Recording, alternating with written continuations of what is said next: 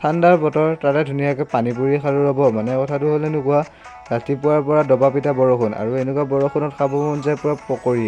কিন্তু পকৰি বনাব পৰা বেচন চেচন নাই, সেইকাৰণে ঘৰতে মানে ফুচকা কেইটামান আছিল, সেইকেইটাকে বনাওঁ বুলি ভাবিলোঁ। প্ৰথমে পূৰা অলপ তেতেলী ল'লোঁ আৰু তাৰপিছত অলপ তাতে নিমখ দি পূৰা ধুনীয়াকৈ তেতেলীৰ পানীখিনি বনাই ল'লোঁ আৰু তাৰপিছত চৰুতে বঢ়িয়াকৈ অলপ তেল অকণমান দি আৰু এইফালে চাওকচোন ফুচকাকেইটা বঢ়িয়াকৈ বনালোঁ, কিমান ধুনীয়াকৈ ফুলিছে দেখিছেনে।